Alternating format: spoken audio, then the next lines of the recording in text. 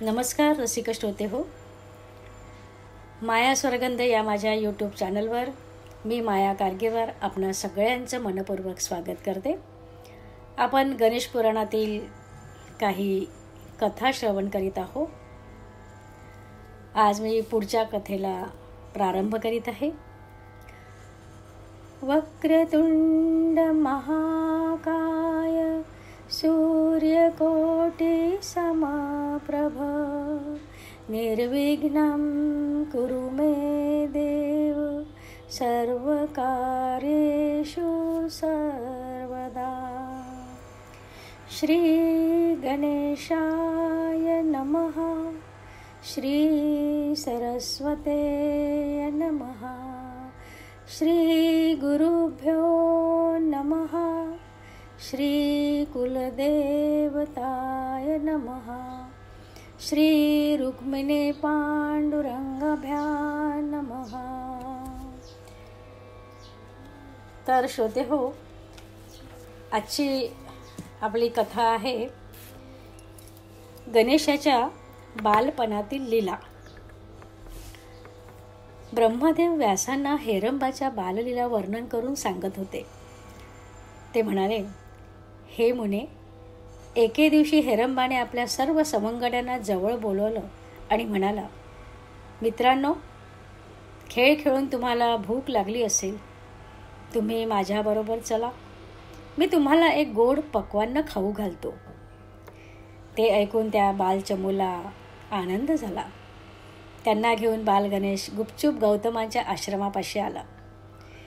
तेथील स्वयंपाकगृहातून त्याने भाताच्या खिरीचे भांडे पळवून नेले. त्या खिरीवर सर्वांनी यथेच्छ ताव मारला. ही गोष्ट गौतम आणि अहल्येच्या लक्षात आली. त्यांनी पार्वतीकडे तक्रार केली. तिने गणेशाला त्यांच्या देखतच 2-4 रट्टे दिले. त्याला ओढत ओढत घरात नेले आणि एका खांबाला बांधून ठेवलं. थोड्या वेळाने ती बाहेर आली. अंगणामध्ये खेळणाऱ्या गणेशाला पाहून तिला राग आला. तू इथे काय करतो आहेस? तुला पुन्हा कोणाची खोडी काढायची आहे का? चल मुकाट्याने घरात, असं म्हणून तिने त्याला धरलं. तेव्हा तो म्हणाला, अहो, मला कशाला धरता? मी काही तुमचा गणेश नाही. ते ऐकून तिला नवल वाटलं. तिने घरात डोकावून पाहिलं. तिथे बांधलेल्या अवस्थेत गणेश तसाच उभा होता. ही त्याची विविध रूपी लीला पाहून तिचा राग कुठल्या कुठे पळाला. तिने घरात जाऊन त्याला बंधनमुक्त केले. त्याला प्रेमाने हृदयाशी धरले. गणेश 6 वर्षाचा झाला तेव्हाची गोष्ट. एकदा विश्वकर्मा मंदार पर्वतावर आला होता. त्याने शिवपार्वतीचे दर्शन घेतले. त्यांना मनोभावे वंदन केले. गणेश जवळच खेळत होता. त्याचे बालरूप पाहून विश्वकर्माला फार आनंद झाला. त्याने त्याला उचलून घेतलं. त्याची स्तुती केली. त्याला पाश, परशू, अंकुश आणि कमळ या 4 वस्तू अर्पण केल्या. गणेशाने त्याला सहज प्रश्न केला, काय हो, ही आयुधे तुम्ही कुठून आणलीत? त्याने उत्तर दिले, बाळ हेरंबा, संज्ञा ही माझी कन्या. तिचा विवाह मी सूर्याशी लावून दिला. त्यावेळी तो खूप प्रखर आणि ओबडधोबड होता. संज्ञेला त्याचे तेज सहन झाले नाही. ती माहेरी परतली. तिच्या मागोमाग सूर्यही आला. त्याला पाहून संज्ञा भयभीत झाली. घोडीचे रूप घेऊन ती अरण्यात निघून गेली. मी सूर्याला तिची मानसिक अवस्था नीट समजावून सांगितली. तू स्वतःचे तेज थोडे कमी केलेस तर बरं होईल, अशी त्याला विनंती केली. त्याची संमती मिळताच मी त्याला फिरत्या चक्रावर चढविले. त्याला गोलाकार फिरवून काढले. त्याच्यापासून जो तेजस्वी किस निघाला त्याचा उपयोग करून मी विष्णूसाठी सुदर्शन चक्र आणि गदा, शंकरासाठी त्रिशूळ आणि तुझ्यासाठी परशू आणि अंकुश तयार केले. तेच आज तुला दिले आहे. या आयुधाने तू थोर पराक्रम करशील. गणेशाने त्यांच्याकडे कृपादृष्टीने पाहून मंद स्मित केले. विश्वकर्मा निघून गेल्यावर गणेश पुनरुपी मुलांशी खेळण्यात दंग झाला. तेवढ्यात आसपास कोणी नाही असं पाहून वृकासूर नामक दैत्याने लांडग्याच्या रूपात येऊन त्याच्यावर झडप घातली. ते दृश्य पाहून मुलं गांगरली. भीतीने त्यांची बोबडीच वळली. तेव्हा गणेशाने लांडग्याच्या पंजातून आपली सुटका करून हातातील अंकुशाने त्याला ठार केले. गणेश 7 वर्षाचा झाला तेव्हा शंकराने त्याचे मौजी बंधन करायचे ठरवलं. त्याने गौतमादी ऋषींना बोलवून त्या संदर्भात विचार विमर्श केला. त्यांनी मुहूर्त पाहून दिवस निश्चित केला. शिवाने आमंत्रणे धाडली. मंडप घालण्यात आला. मौंजी बंधनाच्या दिवशी गौतमांनी चौल कर्मादी प्राथमिक कृत्ये केली. मुहूर्ताची वेळ साधून अंतरपाठ धरण्यात आला. तेवढ्यात काल आणि कृतांत या 2 बलाढ्य दैत्यांनी उन्मत्त हत्तीची रूपे घेऊन मंडपात प्रवेश केला. त्यांना पाहून निमंत्रित सैरा वैरा पळून गेले. गणेश मात्र शांतपणे उभा होता. त्याला चिरडण्यासाठी ते दोन्ही हत्ती मोठ्याने चित्कार करून धावले. ते जवळ येताच त्याने दोन्ही हातांनी त्यांच्या सोंडा धरल्या आणि एकच हिसका देऊन त्या दोघांची मस्तके एकमेकांवर आपटली. गंडस्थळे फुटून गजरूपातील ते दोन्ही दैत्य तडफडून मरण पावले. दैत्यांच्या कलेवराची विल्हेवाट लावून मंडपाचा परिसर पुन्हा शुद्ध करण्यात आला. निमंत्रित मंडळी जमा झाली. गणेशाला गायत्री मंत्राचा उपदेश करण्यात आला. त्या मंगलप्रसंगी ब्रह्मदेवादी सर्व देवांनी त्याला भिक्षावळ घातली. कश्यप आणि आदितीने त्याची पूजा केली. तेव्हा गणेशाने त्यांना महोत्कटाच्या रूपात दर्शन दिले. त्याला पाहून दोघांनाही गहिवरून आलं. आदितीने त्याला प्रेमाने जवळ घेतले. त्याचे मुख कुरवाळले. ती म्हणाली, विनायका, तू आम्हाला विसरू नकोस हं. गणेश म्हणाला, आई, मी तुला कसं विसरेन. मी सर्वांच्या अंतर्यामी सूक्ष्म पुरुष रूपाने वास करतो. आत्मरूपाने मी सर्वांच्या नेहमी जवळच आहे.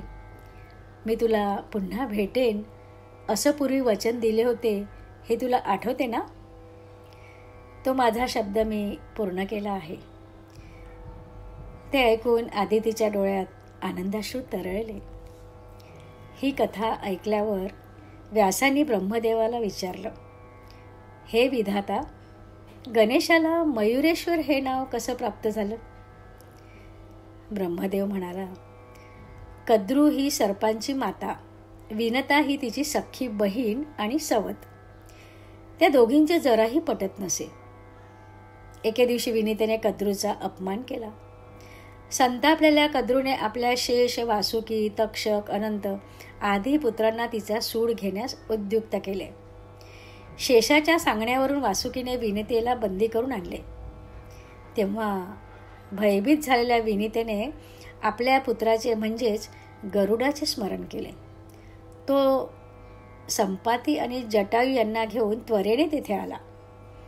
आपल्या मातेची अवस्था पाहून संतापलेल्या गरुडाने शेष, तक्षकादिकांशी भयंकर युद्ध केले. त्यावेळी आपला पराभव होतो आहे हे लक्षात घेऊन गरुडाने विनतेस बरोबर घेऊन सूक्ष्म रूपाने तिथून पलायन केले. आश्रमात गेल्यावर विनतेने घडलेला सर्व प्रकार कश्यपांना सांगितला. त्यांनी तिला धीर दिला. ते म्हणाले, विनते, चिंता करू नकोस. यावेळी तू गर्भरूपाने एक अंडे प्रसवशील. त्याचे काळजीपूर्वक रक्षण कर. गणेशाकडून ते अंडे फुटेल. त्यातून एका पक्षाचा जन्म होईल. त्याच्या नुसत्या आवाजाने सर्प गलितगात्र होतील.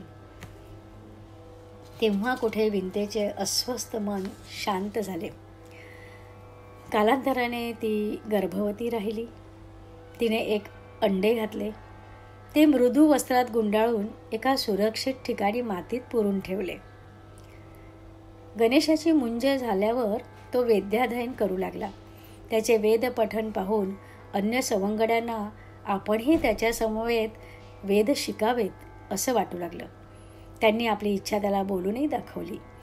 गणेशाला त्यांचे फार कौतुक वाटले. त्याने कृपादृष्टीने त्यांच्याकडे पाहिले. आपला वरदहस्त त्यांच्या मस्तकी ठेवला. तर काय आश्चर्य! त्या सर्वांना चतुर्वेद आत्मसात झाले. ती सर्व बालके पदक्रम जटासहित अस्खलित वेदपठन करू लागली. ते दृश्य पाहून लोकांना फारच नवल वाटले. तेवढ्यात एक दैत्य हिंस्त्र श्वापदाचं रूप घेऊन त्या बालकांवर धावून आला. गणेशाने पाशाने गळा आवळून त्याला ठार केले. त्या स्थानापासून जवळच विंतेने आपले अंडे मातीत पुरून ठेवले होते. ती त्यावर सतत लक्ष ठेवून असायची. एके दिवशी विंता कामात व्यग्र आहे असं पाहून गणेशाने ते अंडे गुपचूप बाहेर काढले आणि ते फोडले. त्यातून एक मोठा पक्षी बाहेर आला. त्याने आकाशात उड्डाण करून गणेशावर झेप घेतली. हेरंबाने त्याला चकवलं. त्याला परास्त करण्यासाठी तो पक्षी वारंवार प्रयत्न करीत होता, पण त्याला यश आलं नाही. एका विवक्षित क्षणी त्याने झडप घालताच गणेश उडी मारून त्याच्यावर आरूढ झाला. ते दृश्य पाहून विंतेला परमानंद झाला. तिने गणेशाला हात जोडले आणि म्हणाली, बाळ हेरंबा, हा पक्षी माझा पुत्र आहे. तू याच्यावर कृपा कर. याच्या संदर्भात माझ्या पतीने कश्यपाने वर्तवलेले भविष्य आज खरे ठरले आहे. हा पक्षी गणेशाचे वाहन होईल आणि सर्पांचा संहार करून माझ्या बंदिवान पुत्रांची सुटका करील असे त्यांनी सांगितले होते. हे देवा, या माझ्या पुत्राला तू कार्यसिद्धीसाठी मदत कर. तुझ्या नामासह लोकांनी याच्याही नामाचा उच्चार करावा असा वर दे. गणेशाने तिची विनंती तात्काळ मान्य केली. त्या पक्षाला त्याने मयूर हे नाव दिले. त्यावर आरूढ होऊन तो आपल्या आश्रमात परतला आणि मयुरेश्वर या नावाने प्रख्यात झाला. गणेश 9 वर्षाचा झाला तेव्हाची गोष्ट. एके दिवशी तो आश्रमापाशीच असलेल्या एका तलावावर सहजतेने हिंडत होता. तेवढ्यात एक दैत्य अश्वरूपाने तेथे येऊन त्याला त्रास देऊ लागला. अश्वाचा हेतू लक्षात येताच तो जलद हालचाल करून त्याच्या पाठीवर आरूढ झाला. तेव्हा त्याने एकदम तलावातच उडी मारली. गणेशाने त्याला पाण्यातच दाबून ठेवले. त्यामुळे नाकातोंडात पाणी जाऊन तो असुर गुदमरून ठार झाला. काही वेळाने त्याचे अवाढव्य भेसूर कलेवर पाण्यावर तरंगू लागले. त्या समयी काही नागकन्या त्याच तलावावर जलक्रीडेसाठी आल्या होत्या. गणेशाचे स्वरूप पाहून त्या मुग्ध झाल्या. त्यांनी त्याला पाताळात नेले. त्याचे सवंगडी बाहेर काठावर त्याची वाट बघत होते. बराच वेळ होऊनही तो परत आला नाही. तेव्हा ते निराशेने आश्रमाकडे निघाले. मार्गामध्ये भगासूर नामक दैत्याने त्यांना गिळून टाकलं.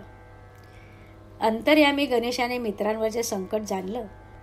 तो अन्य सूक्ष्म रूप धारण करून त्या राक्षसाच्या शरीरात प्रवेशला आणि त्याचे पोट फाडून बाहेर आला. त्याने आपल्या सवंगड्यांनाही बाहेर काढले. तत्पूर्वी संध्याकाळ उलटून गेल्यामुळे त्या बालकांचे मातापिता वाट पाहतील म्हणून तो स्वतःच त्यांची रूपे घेऊन त्या प्रत्येकाच्या घरी गेला. त्यावेळी आपल्या सर्व सवंगड्यांना त्याने योग निद्रेने झोपवून ठेवले. नागकन्यांनी गणेशाला पाताळात नेले. तेथे नागराज वासुकी सिंहासनावर बसला होता. गणेशाने त्याच्या मस्तकावरील दिव्य मणी जबरीने काढून घेतला आणि माघारी वळला. या त्याच्या धिटाईने नागलोकात एकच घबराट पसरली. हे वृत्त कळता शेष बरेचसे सर्पसैन्य घेऊन तिथे आला. त्याने गणेशावर द्वेषाने हल्ला केला. त्या युद्धात मयुरेशाने प्रचंड पराक्रम करून सर्पसैन्यांचा नायनाट केला. तेव्हा शेष शरण आला त्याला. त्याने त्याची स्तुती केली. गणेशाने त्याला विंतेच्या संपाती, जटायू, शेन आदी पुत्रांची बंदिवासातून सुटका करण्यास सांगितले. त्या सर्वांना घेऊन तो पाताळातून वर आला. त्याने विंतेची आणि तिच्या पुत्रांची भेट घडवली. त्या सर्वांना सुखरूप पाहून तिचा आनंद गगनात मावेना. तिने गणेशाचे आभार मानले. त्याला कृतज्ञतेने नमस्कार केला. त्यानंतर आपल्या योगनिद्रित सवंगड्यांना जागृत करून तो आश्रमाकडे परतला. त्यांना घोळक्याने येताना पाहून आश्रमवासी जन थक्क झाले. सायंकाळी घरी परतलेली मुले खरी की आत्ता समोरून येणारी मुले खरी, असा त्यांना संभ्रम पडला. ही सर्व गणेशाची लीला आहे हे त्यांच्या लक्षात आलं. गणेशा, मयुरेशा, तुझे महात्म्य अगाध आहे, अगाध तुझे लीला कर्तृत्व, असं म्हणून सर्व ऋषीजनांनी त्याला नमस्कार केला. तर श्रोते हो, आज इथेच थांबते. ही कथा आपल्याला आवडली असेल तर माझ्या माया स्वरगंध या यूट्यूब चॅनलला सबस्क्राईब करा, शेअर करा आणि लाईक देखील करा. धन्यवाद.